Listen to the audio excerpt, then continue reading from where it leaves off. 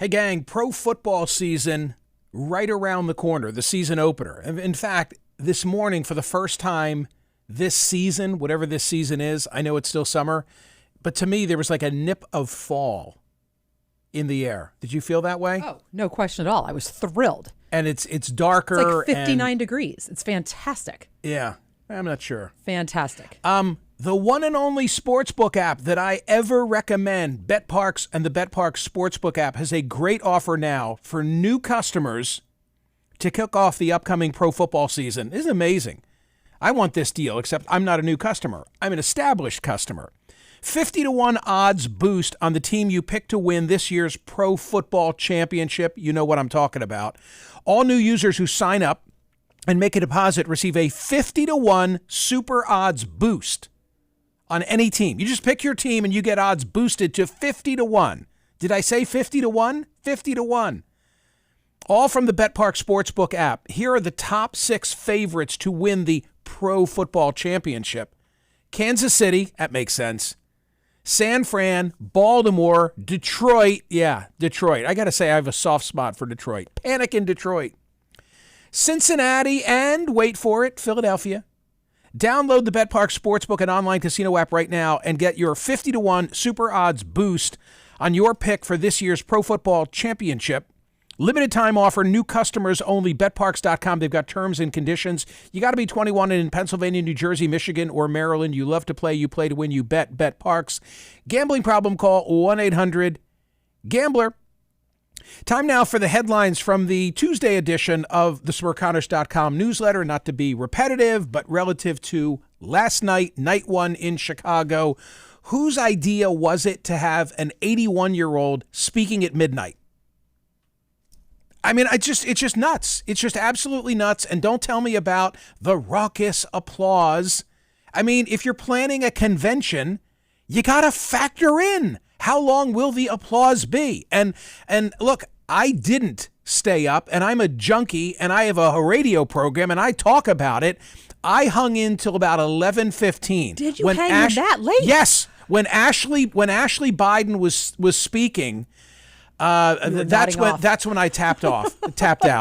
That's when I tapped out. And you know, now, as I've been saying, you've got people who think it's like a conspiracy. You know, the coup. They ditched him. They dissed him. Now they won't even let him be on prime time. And no, here's the argument. They shoved him out of prime time because they don't want voters to see him as the face of the Democratic Party. It's none of that.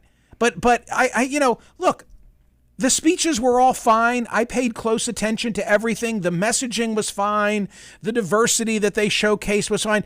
But the timing was a shit show. And it wasn't fair to Joe Biden. It's just not fair. The guy did I'm talking to you, Democrats. He did everything you wanted and needed him to do. For God's sakes, put him on in prime time. And it's not just me because I get up at 4:30. Okay? We're talking Pennsylvania, and we're talking North Carolina, if you want to put it in the mix. And we're talking Michigan, because they're in our time zone, right? Pretty sure they are. And we're talking Georgia. So all those swing states. He was too late for prime time, and everybody wanted to see him last night. You wanted to see Joe Biden last night. Yeah, you did. I thought it was disgraceful. Well, if it's I really too late did. For me, then it's too late for him, for God's sakes. I mean, think about it. I mean, that's how I think about it. Yep. Oh, you were asleep? Yep. Yeah. Yep, were you at the firehouse? Yeah. No. I was at home. I stayed up as late as I could, but I was like, I got to be sharp in the morning. And I called it. I was like, you know what? I'll get the highlights in the morning and everything will be fine. That's exactly what I did. Yep. Well, so I did get up at an obscene early hour, and I watched it. And the speech was fine. The speech was fine. It wasn't great. It wasn't as bad as David Brooks thinks that it was. I know. The speech was fine. Did we really mangle words? I mean, no more than no. I mean, the usual. Yeah. The usual. I don't think anything stood out. It was much closer to the State of the Union address than it was to the debate. A lot of yelling.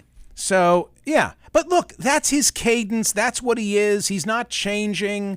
But it wasn't right. They did him wrong. I mean, and then to cut James Taylor That's the one I was looking forward to the most. They kept promoting it. I was like, I don't even know who these other singers are. He's the only singer I know. Exactly. Like, come on. Showing your age that and was your shocking to me.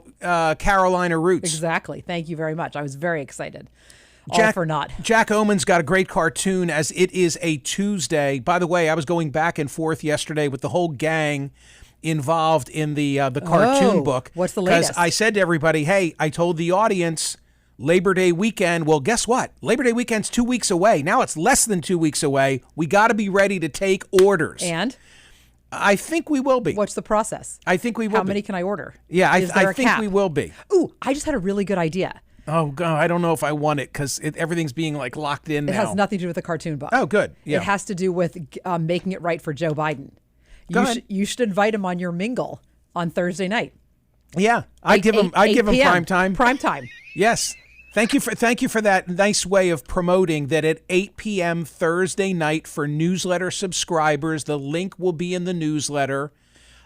Please join me. We'll talk about what's coming up with Vice President Kamala Harris, what's gone on in the convention. It's fun. We'll hang out for a half hour, costs nothing. And it's a good time to see a lot of faces on the screen and know that you are among friends. Yesterday, poll results, 32,394 votes cast. Will pro-Palestinian protesters significantly disrupt the 2024 DNC in Chicago? 73.49% of you, us, because I was in this category, had the right answer and said no, they won't. Minor skirmishes, nothing that was worthy of any significant discussion, a quiet night. And if there were going to be a night that was going to be problematic, I would think it would be last night with President Biden being the keynote speaker. Maybe that's why they put AOC on the same night as Joe Biden to kind of dilute that whole sentiment that exists among some of the protesters. Today's poll question, perfect day for Admiral Stavridis on the show. Should American weapons be used by Ukraine inside Russia? Should American weapons be used by Ukraine inside Russia? I asked the question because I saw this headline, Ukraine powered by Western arms stuns Russia in cross-border assault. Well, why is it noteworthy that Ukraine was powered by Western arms in that regard? It's because we've put them in short pants. And I think the reason we put them in short pants is because we want to give Ukraine enough to defend itself, but not enough to really upset Vladimir Putin. So, so there's that. Also, TC, meant to say to you that it's so funny. We talked, I guess it was right before I went away for a week. Right.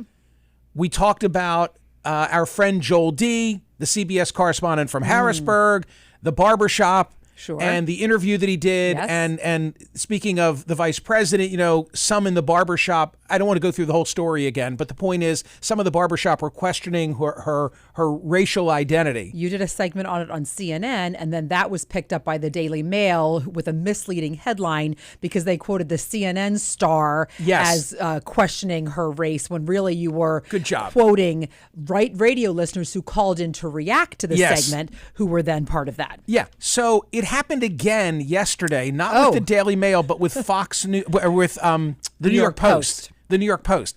And so there's a pattern here where if I don't know if Randy has that to show the New York Post. Yes, he's showing it. Good.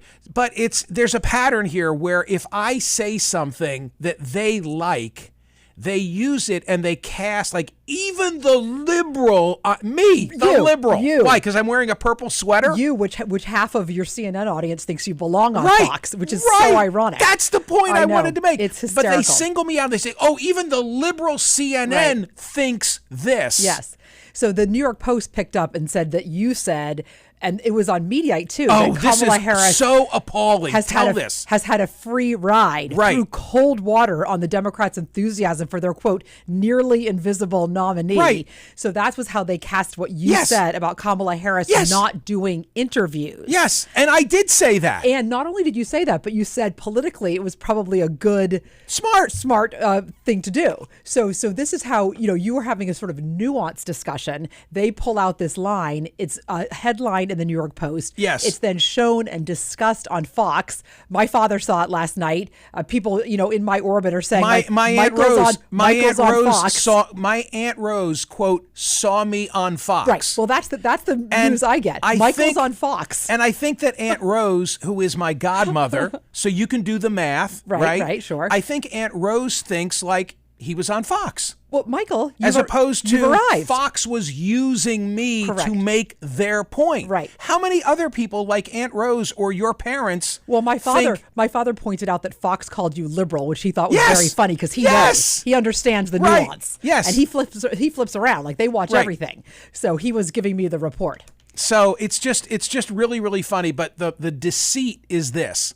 The commentary that I did, and then I'll get off it until they do it to me again. The deceit is that the commentary that I did on CNN was 50% hammering Trump for tanking his own campaign. Correct. All the outrageous things that he said, you wanted to say, all the mistakes that he's made. You wanted to say shoot himself in the foot. Yes. But, I told you that he was in bad. Correct. So I talked all about Trump, and then I switched from Trump over to Harris. When the New York Post and Fox News report on it, all they do is focus on what I said about Harris and totally ignore what I said about Trump. Yes. So there you go. All right. More headlines from the Tuesday edition of the newsletter. This is not a headline. But this is something that I want to tell you. So there is a listener named Chuck Frederick in Santa Ana. Okay. In Santa Ana, California. Santa Ana wins. He sent me this. I'll just wave it so that we don't show his address on camera. People can freeze it. He sent me this beautiful note. It is a real pleasure to present you this Service Warrior badge, he says.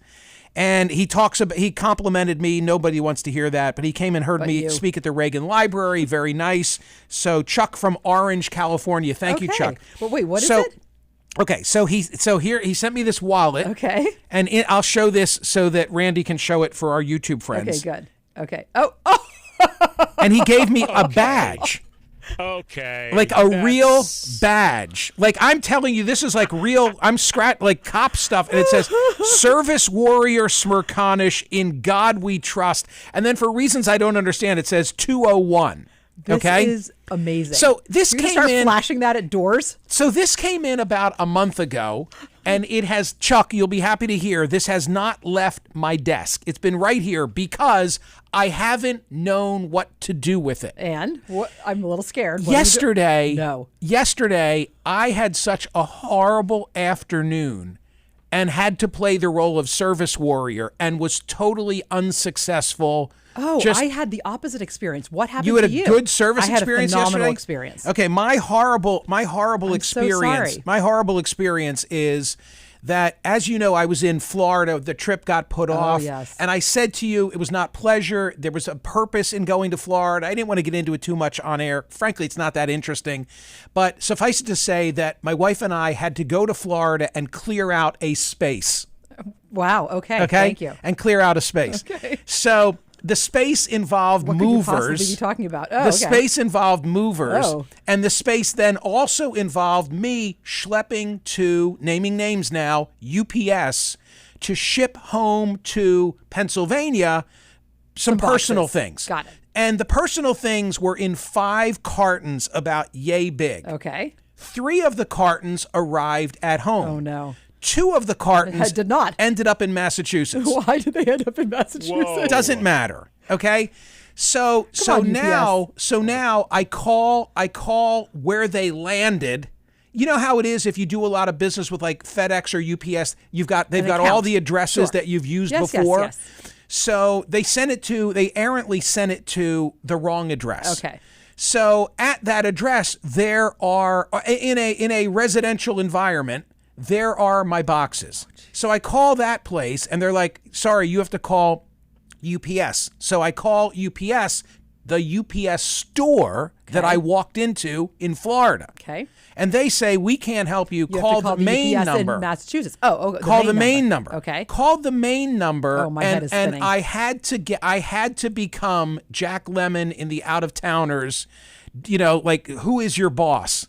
Uh-oh. Yeah, one of those. Oh, no. And I bounced, and despite the badge, I bounced yesterday from the Massachusetts location to the Florida store to the national UPS number to then the corporate UPS number, where I finally get to the point, wait until you hear this, I was so disrespected, where I finally get to the point where I say, ma'am, is this a recorded line?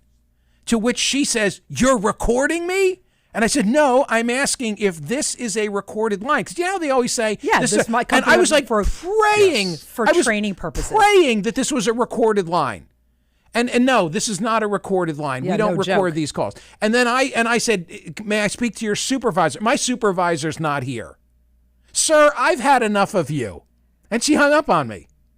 So UPS hung up on you? So Chuck, the badge, like how can I use the badge in that environment on an 800 situation? So what is the answer when UPS makes a mistake? Did you have to get in touch with the Massachusetts UPS? And now the boxes are going back to the store in Florida. I'm gone.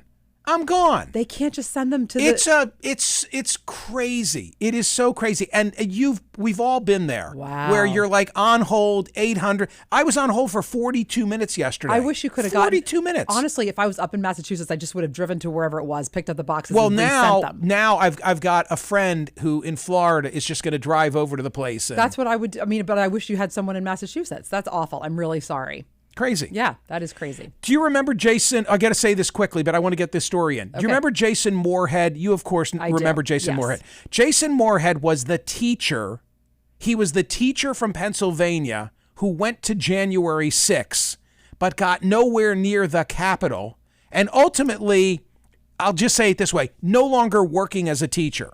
And a factual dispute as to what happened, yada, yada, yada. Files a lawsuit, says that his civil rights were violated, went to trial, and interestingly got a verdict in his favor for $131,500. I'm not sure what to make of that because, yeah, he was successful, but the number's not a big number. So it's like they wanted to do something for him, but not go overboard. Is that, is that like a level of defamation? In other words, is that from a legal standpoint? All right, you were a little hurt, but you weren't too hurt. Is that what they're saying? Is that a message? I don't, and I wouldn't put it in the realm of defamation. I don't think that was a claim that he had, but probably what happened is that he said that he had lost, X years of employment. They looked at his salary. What would that be? 2 years? Maybe that would be 2 years of a salary of a teacher. I would think it would be like a year and a half. Okay. Depending. Right. So maybe that's the answer. And then I saw that there were two individuals that he sued as well, and one of them they awarded $6,000 against, and the other was $500. I just wanted to bring that to a close. And TC, one last thing, a subject we have to get into in the return to school theme is the rate of absenteeism. You told us previously, go ahead, your attendance record. I never missed a day of school. Ever? No, I had a half day once because I had a sore, I had an ear infection, but I refused to leave until I got the day. Dan, she never missed a day of school. 13 years. I know. Yeah. Never missed a day of school. It was the most important thing in my family. Yeah. School. It's wild. Were you? And I'm assuming your brother and sisters did not also make this accomplishment. As close as they could come. I maybe think I was the one that got actual, complete, perfect attendance. But no, it was literally the most important thing. I was a total nerd. Wow.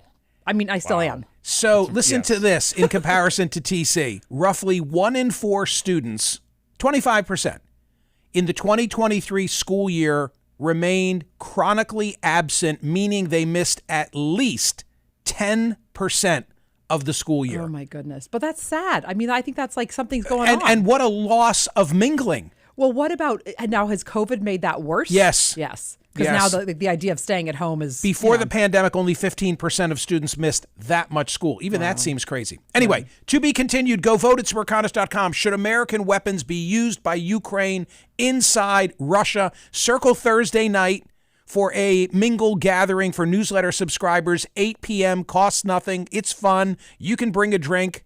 I'll bloviate, hang out with you, and then we'll all go watch the final night of the convention. See ya.